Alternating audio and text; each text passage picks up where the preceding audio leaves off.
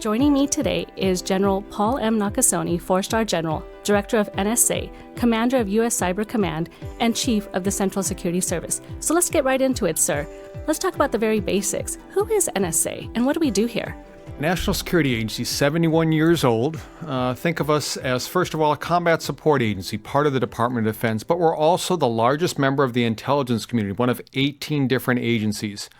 We focus on two different missions. First of all, signals intelligence, looking outside the United States, foreign intelligence against powers, individuals, and organizations to provide policymakers and military forces an incredible advantage. But we're also focused on cybersecurity. Think of the keys, codes, and cryptography that ensure our most sensitive communications and our most lethal weapon systems. NSA is headquartered at Fort Meade, and we have 6 locations throughout the United States: Georgia, Texas, Hawaii, Alaska, Utah, and Colorado. That's great. So you talked about signals intelligence and cybersecurity. So essentially that's code making, code breaking. Can you elaborate that a little bit? I think that's a great way of thinking about it. We make code and we break code. Let me start with a make code. This is to ensure our most sensitive communications. When the president picks up the red switch, when the president talks to a military commander, when military forces talk amongst themselves, this is encrypted communications to ensure that the recipients are the only ones that get the message.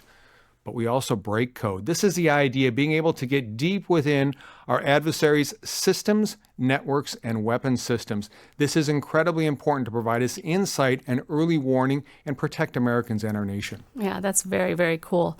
There's a lot going on in the world today. What is NSA focused on?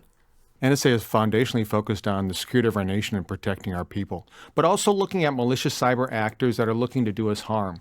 That's just today, but as we look into 2024, we'll be in the midst of an election, and we'll be part of a government-wide effort to ensure a safe and secure election for 2024. I'm so glad that you brought up the election piece. We know that our adversaries are using things like deep fakes to undermine our democracy. Are we prepared for the 2024 election? We are prepared. And again, this is our 4th election that we have been central to the work that our government does collectively, working with the FBI, working with the Department of Homeland Security, working with the private sector to ensure that outside the United States, we have an understanding what malicious actors might be trying to do to us. We have a very, very tried and true template. Really 3 different areas we're going to focus on. First of all, we're going to gather information about our adversaries outside the United States. Secondly, we're going to share information with a broad range of customers. And third, we're going to take action when adversaries outside the United States attempt to influence or interfere in our elections. Let's talk strategic competition. Our listeners may not understand what that means. Can you talk about that a little bit? Think of the world today. When we consider what is the challenge to America for today, tomorrow, well into the future, I think it begins with really two different entities. First of all, it's the strategic challenge of China. This is our pacing challenge for the nation, diplomatically, informationally, military, economically. This is a country that really is attempting to supplant the world order. And secondly is the acute threat of Russia. This is a nation that has illegally invaded Ukraine. This is a nation that continues to utilize a series of different cyber actors to conduct malicious operations. This is an acute threat to the United States. Let's shift to cybersecurity. You've said cybersecurity is national security. What are some of the advancements that we've made in the last 5 years? What's different now? Yeah, it's completely different, Nisha. If you think about where we were 5 years ago, as we brought the Cybersecurity Directorate to its beginning in 2019, we said, hey, if we're going to operate in cybersecurity, the vast majority of work that's being done here is being done outside of our agency. So we have to be able to communicate with those outside of our agency. We stood up the Cybersecurity Collaboration Center, this idea that operating outside of our wires in an unclassified manner with a series of partners, we could provide insights and advantage.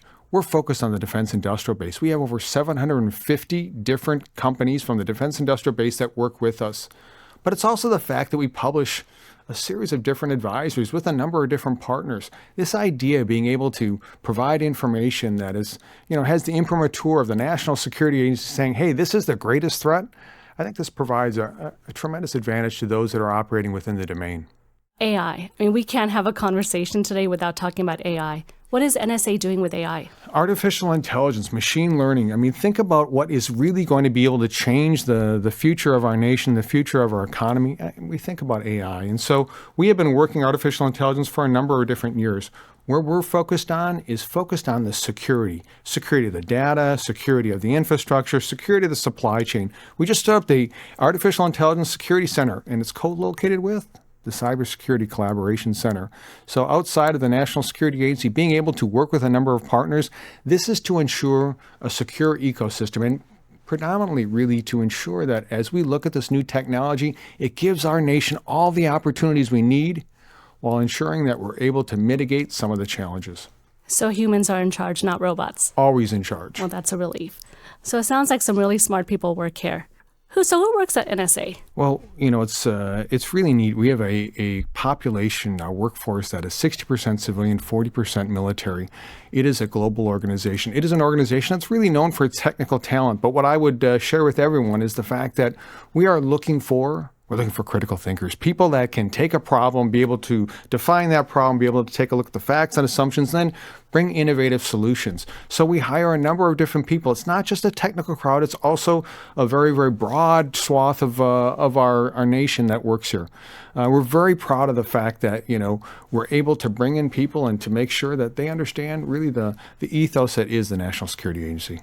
So you don't necessarily need a computer degree or cybersecurity degree. It could be anyone. It could be anyone. And I think, if you were saying, hey, I'm interested, what should I do? Well, go on to nsa.gov and look at the opportunities that present itself. We're going to hire over 2,500 people this year. And so we're very, very excited about the future. Coming from the private industry, it's been a really cool experience. It's not every day I get to sit across from a 4-star general. What has been your path to NSA? So my path to NSA has been through the United States Army. I joined the Army in college. I went to the Reserve Officer Training Corps and graduated from a liberal arts college in Minnesota. And then from there, a series of different assignments that brought me to NSA in 2002, right after 9/11, where I was at the National Security Agency, Georgia. And from there came back to Fort Meade 8 years later to lead an element that was focused on the training and the deployment of our personnel into Iraq and Afghanistan. So I've had 4 different tours at our agency, and I would tell you it has been a marvelous experience. So we've talked about war and conflict, we've talked about cybersecurity, and we've talked about the people that make up this really incredible mission.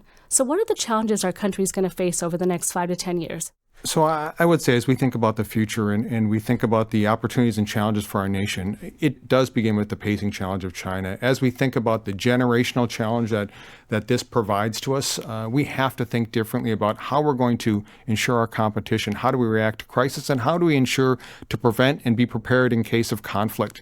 But the other thing that I would say is that we really have to focus on our people. You ask me, what do I think about all the time? I think about our people all the time. How do we recruit? How do we train? How do we retain a world-class workforce? This is an opportunity for us right now as we remake our agency with a demographic shift that's coming. But I would also say that artificial intelligence is always in the front of my mind. How do we take a look at a transformative technology such as AI and ensure that it provides our nation the opportunities that will be resident not only in our national security, but also in our ability to maintain our economy? On a personal note, sir, proudest moment? Proudest moment. My proudest moment is every single day working with the people of the National Security Agency. For those that haven't been to our agency, when you walk into its headquarters, it says 2 different phrases: secure the nation, protect our future. I feel every single day over the past 5.5 years in my tenure as leading this agency that we have done that. And I'm very, very proud of the people that I've been able to work with.